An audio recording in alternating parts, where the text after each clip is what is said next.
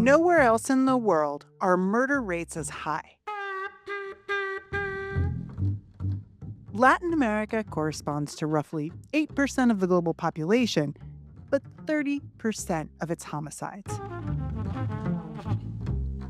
For many people in the region, this is not just a statistic or a research topic. It's about carrying on with their daily lives.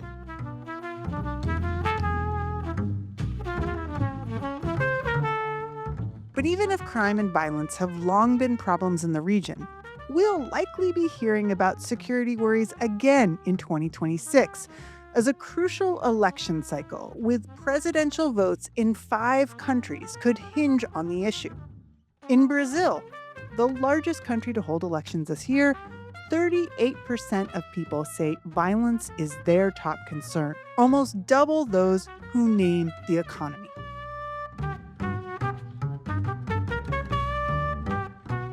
Hi, this is Karin Zissis with ASUA Online. And welcome back to Latin America in Focus.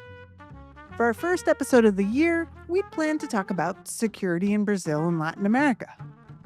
And then 2026 started with a bang.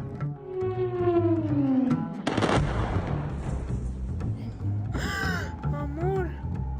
Esta mierda, yo huevo.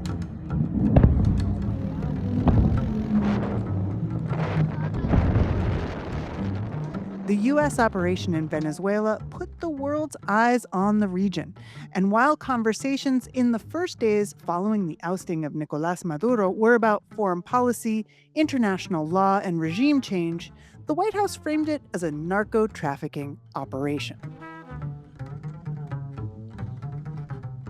These heavy-handed interventions may generate a kind of political contagion or imitations. So, in other words, what we might see are governments around the region mimicking the framing of the U.S., like using terror labels and exceptional measures to signal their alliance or alignment with the U.S. And this will come at the expense of due process and oversight and democratic norms and safeguards and guardrails. And it could even backfire operationally on these governments. That's Robert Muggah. He's co-founder of the Igarapé Institute, based in Brazil, and Canada's SecDev Group, a consultancy on cybersecurity and geopolitics. He's also an associate fellow at Princeton University and the World Economic Forum's Global Risk Report. From Brazil, Muggah spoke with my colleague Luisa Leme about how U.S. policy in the Western Hemisphere can affect the debate on security policy in the country and the wider region. He explains how policing in Brazil differs from other countries in Latin America and how organized crime is diversifying, spilling over into areas that weren't impacted before.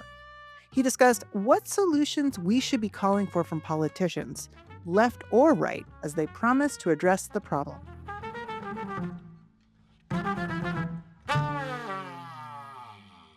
Thank you for joining us. Don't forget to subscribe to and share Latin America in Focus on Apple, Spotify, or your podcast platform of choice. You're listening to Latin America in Focus. Latinoamérica en Foco. América Latina em Foco. A podcast by America Society, Council of the Americas on politics, economics, and culture in the region.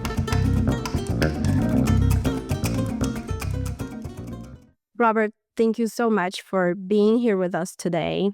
When we first were booking this interview, my idea was that we were going to have a very good discussion about security issues and policy and solutions as well for Brazil, and touching on narcoterrorism and different ways to see this issue, of course.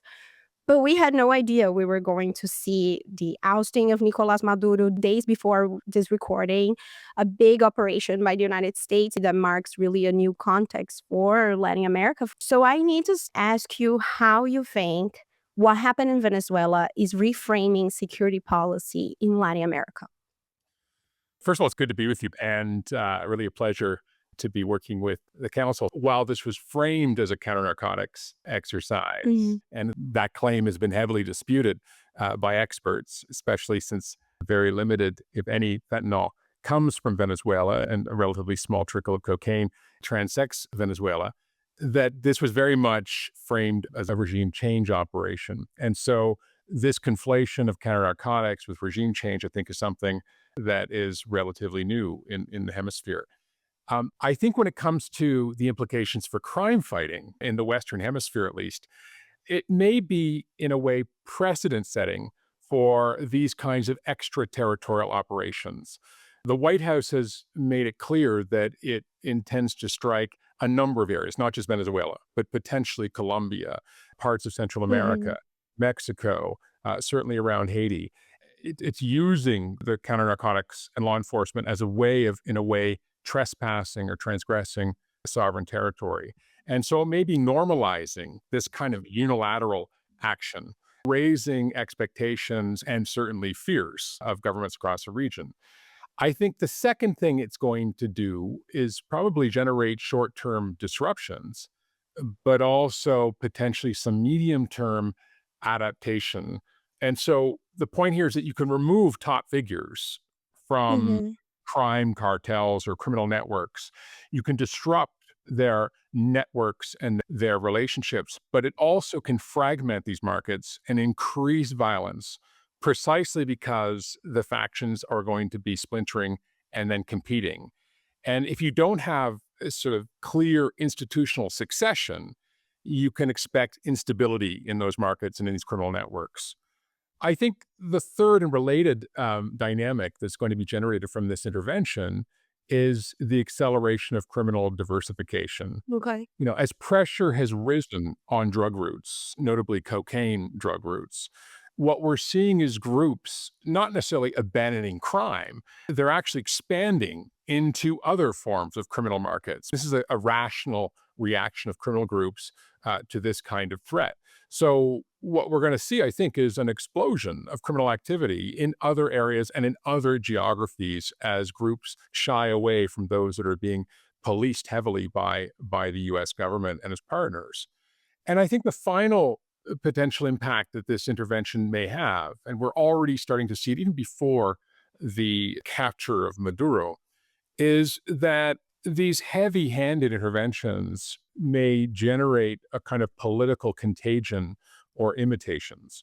So, in other words, what we might see are governments around the region mimicking the framing of the US, like using terror labels and exceptional measures to signal their alliance or alignment with the US.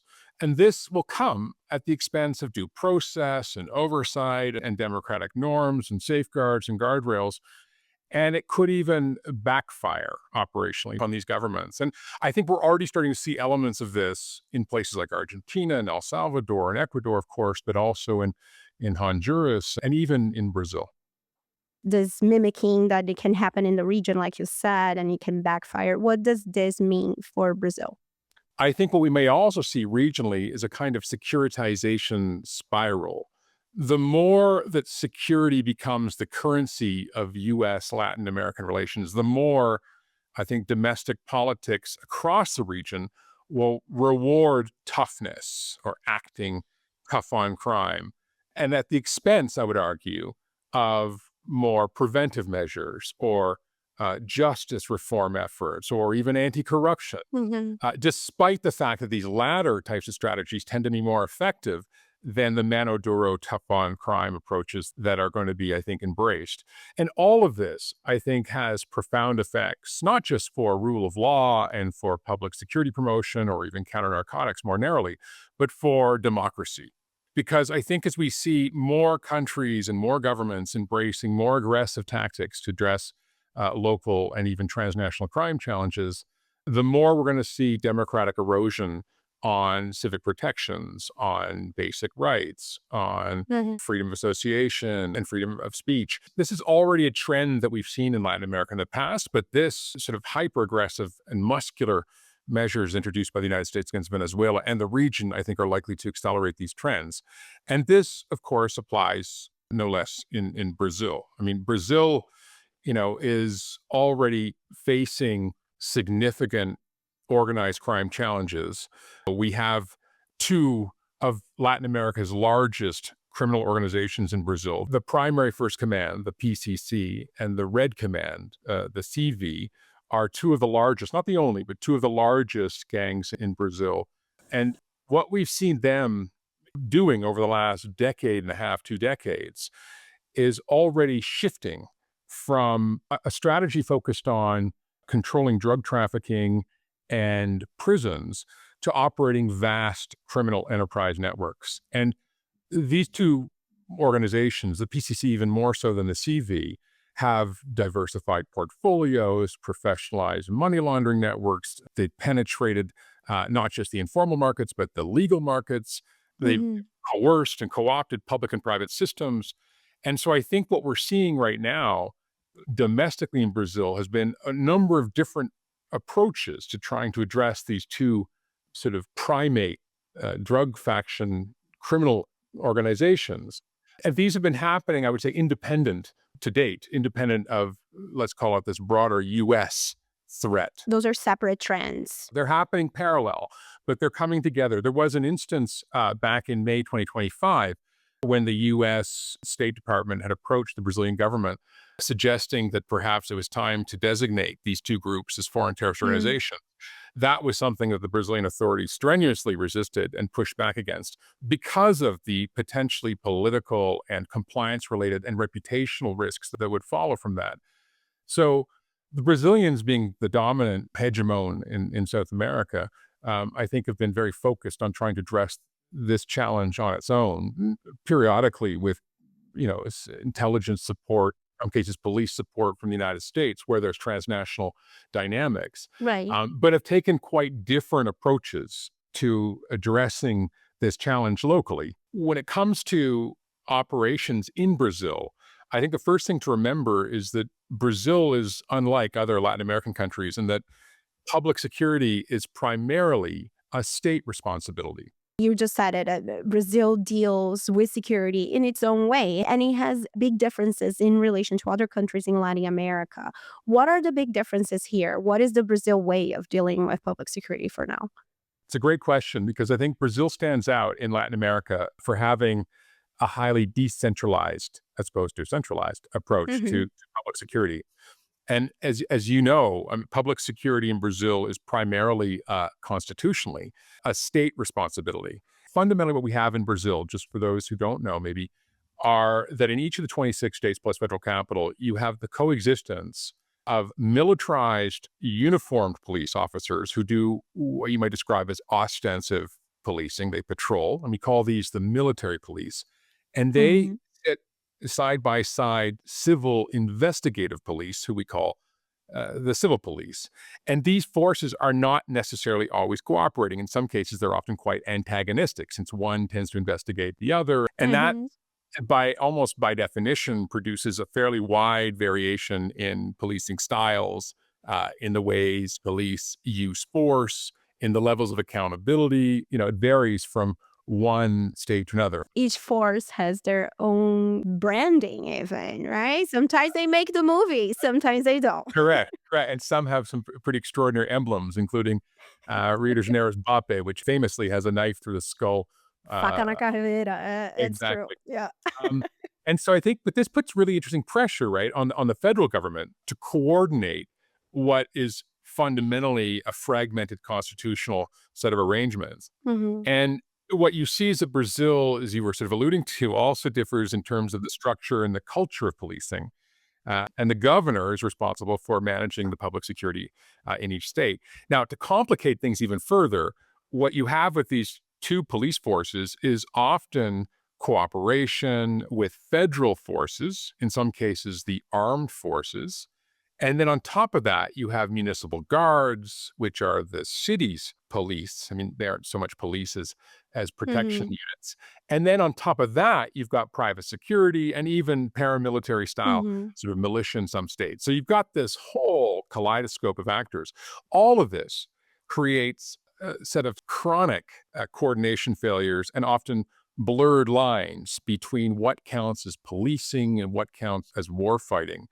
And it can contribute to in many cases, these blurred lines and lack of accountability and overlapping jurisdictions can contribute to pretty astonishing levels of police violence. In fact, Brazil doesn't only have the highest absolute number of homicides in the world, it also has the highest levels and rates of police violence. To put this in perspective, in 2023, there were more than 6,300 people killed by police in Brazil. That's an average of about 18 people killed a day. To put that in global perspective, in the United States, a country that's known for having quite violent police, it's 6 times what was reported in the United States Wow. in the same year. And yet Brazil has a population of 220 million compared to 330 million in the case of the United States.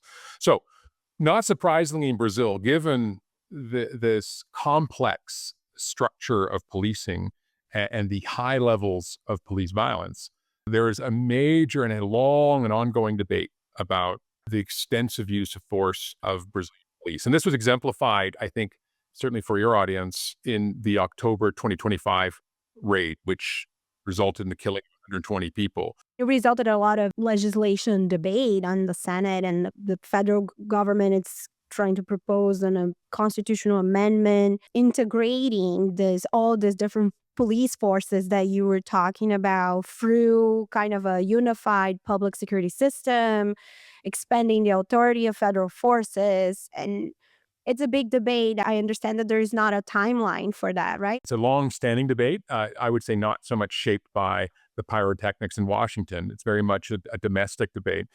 And, as with everything, is polarized. You've got a number of right-leaning federal deputies that are pushing for expanding protections for police, reducing accountability and oversight over police, which is already, by the way, extraordinarily low. Very few police are ever prosecuted and put away for their crimes, as well as expanding sentences for would-be suspects and all of the things we were just briefly speaking about. And as you say, the right has a fairly seductive narrative around this, which is that people with guns are bad and criminals deserve prison and that their rehabilitation options should be limited. And this is quite a seductive argument in a country experiencing such high rates of criminal violence and victimization. On the left, on the other hand, including in the current administration, you don't have as elegant a response. The strategies tend to be a little bit more focused on structural causes of crime, addressing issues of poverty and inequality, focusing on education, rehabilitation of young people.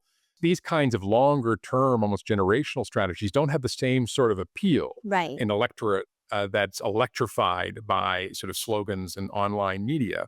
But I think, the point that you're raising is really critical because it relates to this other debate about public security in Brazil, which is playing out, which is the backdrop of which is against federal coordination versus state autonomy. And, I think a lot of the criticism of Lula's security agenda, such as it is, has been that it's repackaging old tools while doing little to address the present structural challenges and the proximate challenges. But the reality is, states control frontline policing, even if Brasilia is held responsible when violence spikes. Brazil's approach to public security is highly decentralized, often hyper-militarized, and institutionally fragmented. And so rather than seeing a single integrated national strategy, as you may see, for example, in a country like Mexico or Colombia, what we've got instead are a wide range of individual and often hard-edged operations. And this is very different than, say, El Salvador's sort of emergency-led mass incarceration approach, or Ecuador's internal conflict framing, or Mexico's reliance on National Guard and military deployments.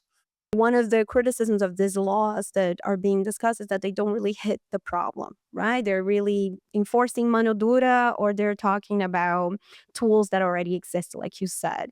Alongside Rio de Janeiro's big police operation that happened on October 28, made the headlines all over the world with over 100 deaths, we've seen more sophisticated police operations against organized crime in Brazil last year.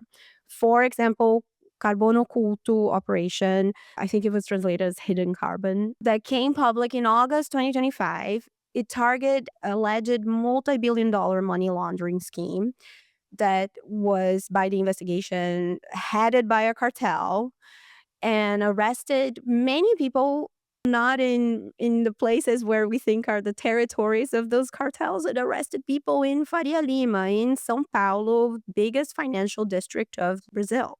You talked a little bit about that in the beginning, how organized crime might be diversifying. How is these activities are getting more sophisticated in Brazil? I think there are a couple of trends that stand out when we talk about Brazil's organized crime and networks. And recall that we're talking here about so-called drug factions, which, as I'll argue, are much more than just about drugs, the PCC and the CV among them. But we're also talking about militia factions, and we're talking about mafia, and we're talking about gambling, extortion groups. So there's a whole ecosystem of organized crime. But I think what we can say in general, sort of the 30,000-foot view, is that we're seeing a deepening integration of criminal networks into not just the underworld, but in the upper world, into the illicit economy, and even into high finance. You alluded to this operation in Sao Paulo that resulted in the arrest of hundreds of individuals, but also exposed the level of penetration of crime into Brazil's Wall Street and into fintech and into investment companies and asset companies. So what we're seeing is that criminal groups are evolving. They're entrepreneurs, and they're exploiting investment vehicles, shell companies, payment institutions, and they're turning what we might describe as compliance gaps into their own operational advantage. So I think the first is that we're seeing this integration into the legal or the formal economy. The second, I made this point already, but just let me put a pin in it, is we're seeing sort of multi-market diversification. Crime is moving way past narcotics. We have 30, 40% more production of cocaine, dramatic escalation in consumption over the last 4 to 5 years. But we're seeing crime groups moving into a whole range of other sectors, be it fuel adulteration, into various forms of contraband, even into minerals. And we're seeing cyber-enabled fraud, but we're just the very beginning of that. Vast expansion of extortion, illegal extraction of a whole range of commodities. We describe this often as environmental crime. So this is the second big trend, which is this diversification into multiple markets. The third, I think, big trend that we're seeing in Brazil, and frankly across the region, is that these groups are becoming much more tech-enabled. Just as societies, just as our cities, their countries are becoming more digitized, as we become more reliant on these digital platforms, so too criminal groups are exploiting these vulnerabilities. And I've described in the past how, in a way, emerging technologies, be it cryptocurrencies or be it social media platforms or be it even the dark web, they're turbocharging illicit networks. They're accelerating laundering. They're accelerating logistics. They're expanding recruitment. They're increasing the market agility of these groups. And we're seeing this very much in Brazil. And interesting fact, Brazil was one of the first countries to adopt online banking back in the 90s. And a lot of the digitization of Brazil was not accompanied with security measures. More recently, Pix, which is a banking tool now used by most Brazilians, which processes hundreds of millions of transactions a day, it's also being leveraged by criminal groups to move money. So just as we are benefiting from the optimization of these new technologies, so too criminal groups are. And I think the fourth trend we're seeing in Brazil, it's by definition regional, is this spillover effects. As we're seeing regional and national law enforcement cracking down on specific routes or hubs, we're seeing displacement effects happening in these contested corridors and new emerging hubs, often in border areas or across borders. And so we've seen sort of an inflammation of organized crime into areas that previously had not been so affected. And this explains, in a way, the displacement into places like Ecuador, most famously and most spectacularly, but also into Chile, into Uruguay, into Costa Rica. And so Brazil is exporting, in a way, some of this activity and some of the associated violence into neighboring countries. And we're also seeing copycats emerging. And, what was fascinating about this operation you mentioned, Operação Oculto, is that it revealed just how sophisticated and how entrenched and how diversified the PCC had become. It was described by Brazilian authorities at the time as the largest ever anti-organized crime operation in terms of its scope, temporally and geographically and sectorally. And it focused on the PCC, but just to give you an idea, it revealed that the PCC had, in a sense, infiltrated the entire hydrocarbon fuel supply chain, and that it was operating in Sao Paulo state alone more than 1,000 petrol stations, and had infiltrated the sort of investment funds, as you mentioned, of the high street. The fintechs. And some companies that, by the way, some will privately sort of suggests that maybe these companies had some dealings that were perhaps inappropriate. But the reality was that many of these companies that were exposed were considered to be credible, legitimate, quite successful companies. One thing that I had about carbono oculto is that, these FTO designations have sparked a debate among the private sector, especially in Mexico, and how to deal with that. Do you see the scenario in Brazil after the carbono oculto operation? 100% carbono oculto was a wake-up call to the private sector in Brazil. I think that in Brazil, as perhaps in some other countries, there's sort of a high tolerance for a violent status quo and a kind of acquiescence, or maybe a coexistence is a better word, with various levels of informality and illegality and corruption. But I think no one had imagined that organized crime had reached sort of the summits of enterprise as it had when this was all revealed in the middle of last year. And so I think it's definitely animated calls for more action from the federal government. It's pushed the central bank and the financial authorities into taking bolder measures. I think, let's be clear, Brazil will resist, I think, the FTO designations for the time being with its current administration. We'll have to see what happens in an upcoming administration after the elections later this year. But let's be absolutely open that Brazil and the U.S. cooperate on a whole range of fronts, including when it comes to cracking down on international financial crime and money laundering and illicit financial flows and terrorist flows, et cetera. But I think the deep state of Brazil will continue to insist on resisting this conflation of merging organized crime with terrorism because of the slippery slope this presents in terms of issues like surveillance and invasion of privacy and issues around data protection. Keep in mind that Brazil has very strong rules and laws around data protection, both online and off. So I think that these kinds of tensions will continue, and it's a dialogue. But absolutely, the business sector has become more alert. And I think, unlike the Rio operation, which was really a 20th century style mano dura intervention, carbono oculto was a new style of intervention, a more modern and sophisticated approach. And I think this is what marks a shift and perhaps an opening and an opportunity for Brazil and Brazilian authorities to think about more effective strategies. So this takes us, I think, to the solutions side of the equation. Right. Let's talk about solutions. You see and examples of what could work to fight organized crime and violence in Brazil. You published about cities and resilience and how cities can be part of the solution for many problems. And when you tell me that security is decentralized in Brazil, I connect the dots. Are there local responses? I think there's been a temptation in Brazil and across Latin America to often look to Europe and the United States for solutions, when in fact, many of the kinds of strategies that might be most appropriate are homegrown or at least regionally grown. And I think it's important to recognize that. And we're seeing some innovation happening in Brazil and around the region.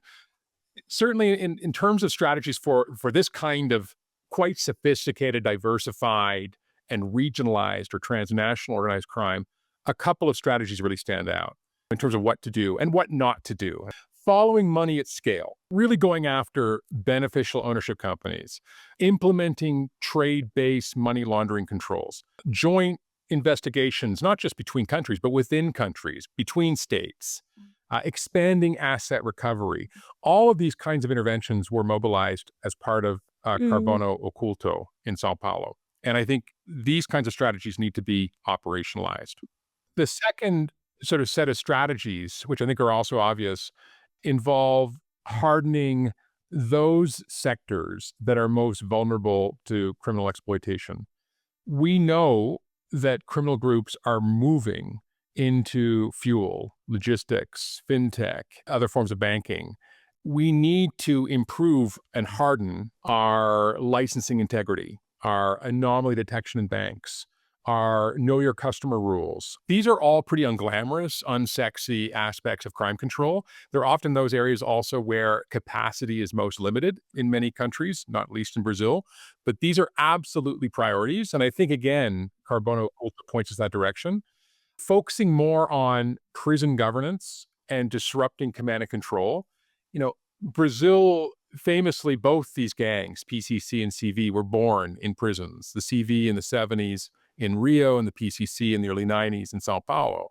In Brazil, and frankly across most countries of South and Central America and in the Caribbean, prison-based governance is the backbone for these groups Okay. because there's a good chance that if you're going to jail, you already are part of one of these gangs or you will be part of one of these gangs by the time you leave. Hmm. A lot's been written on this, but we need to really double down on disrupting the governance that's projected from within the prison walls. Interesting point to raise when we're talking about mega jails in Latin America. I mean, a bit of a parenthesis, but this strategy of El Salvador and Bukele, of course, has extraordinary resonance across the region. And within El Salvador, he remains at above 80% popularity, but across the region, he's considered to be one of the most popular politicians.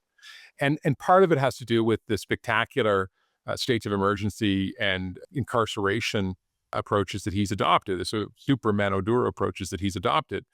And they've resulted in really impressive drops in homicide. Let's be clear. I mean, there's been a more than 90% decline. El Salvador today is considered one of the safest countries in the hemisphere. And now it's come at enormous costs to institutions, to democracy, to human rights. Right. I mean, there's a whole series of negative externalities associated with these interventions.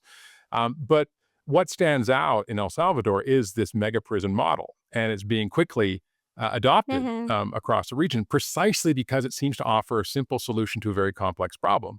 What I was going to stress, though, was that unlike the Rio operation or other mega sort of mano dura operations, which emphasize arrests and drugs and weapon seizures, we need much more investment in intelligence-led and precision targeting, coupled with violence reduction and prevention. And that means having sustained investigations against the leadership and financiers and the intermediaries or the brokers.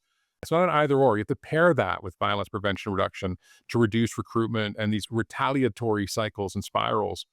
And then finally, we need much more international cooperation that's operational and not just rhetorical. We have an alphabet city of agreements and declarations across the region, but actually when it comes to data sharing, lawful extraditions, shared financial intelligence, we have actually a pitiful amount of cooperation actually happening on the ground.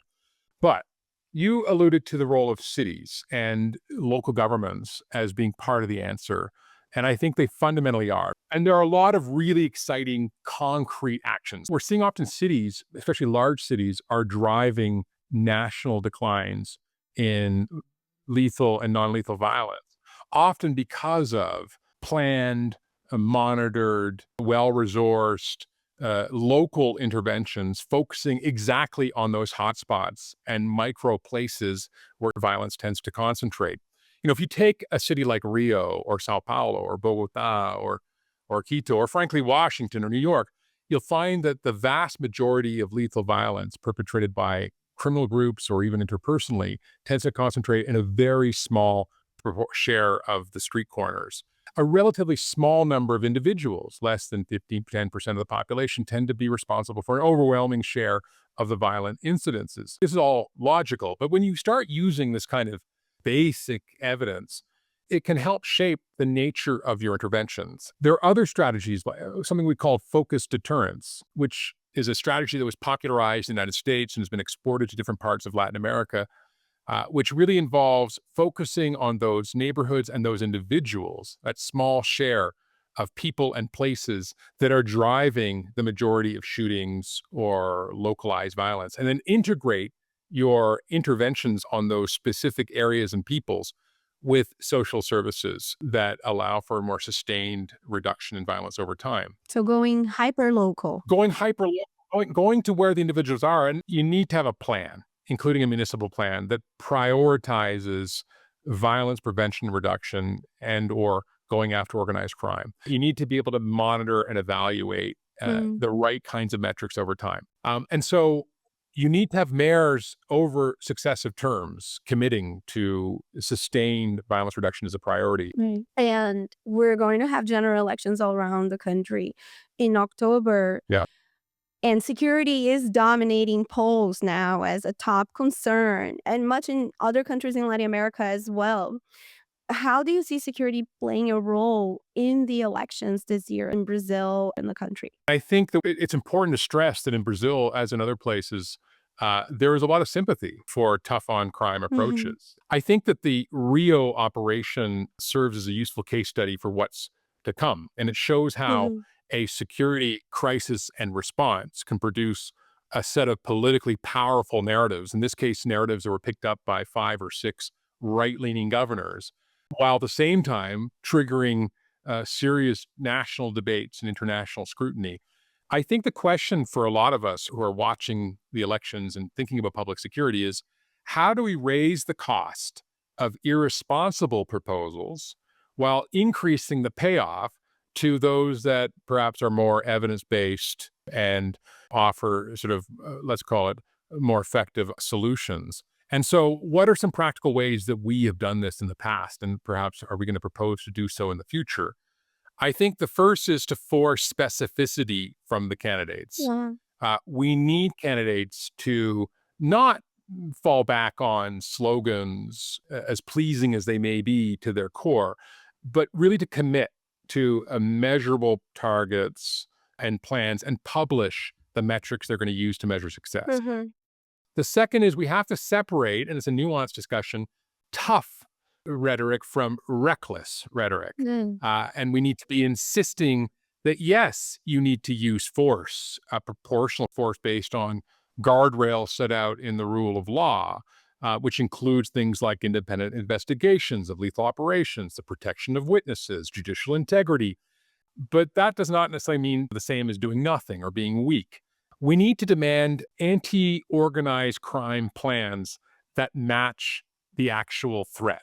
There's a tendency in some cases to just simply, and I would argue that in Brazil, yes, we have a problem with violent drug groups, but we also have a major problem with finance-first organized crime. And that means thinking about disruption, focusing on the money, and also on addressing this issue of prison governance, which, by the way, is one of the most tricky and intractable challenges we have in Brazil. We have to find ways to make prevention of violence politically defensible, because prevention is often equated with being soft. And I think that we need to elevate those incredible successes that we've seen in the past and present in places like Belo Horizonte, in Sao Paulo, even in Rio at certain periods in the past.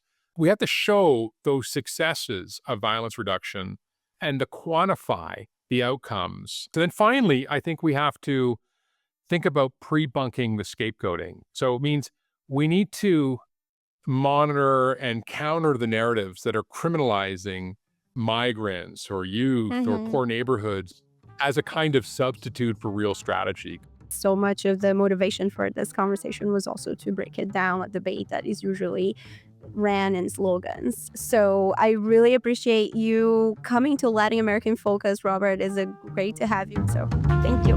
Thank you so much for the invitation.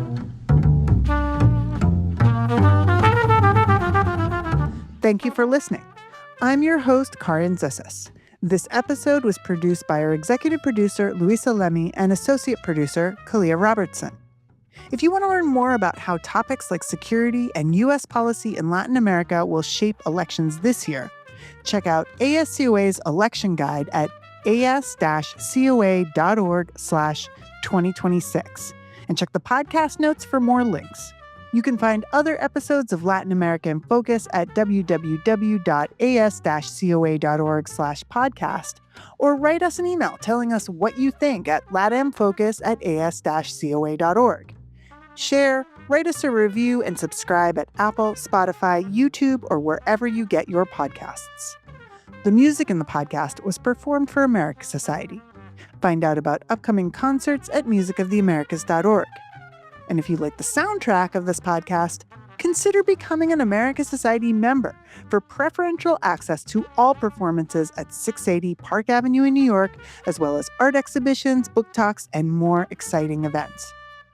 Opinions expressed in this podcast do not necessarily reflect those of America Society, Council of the Americas, or its members.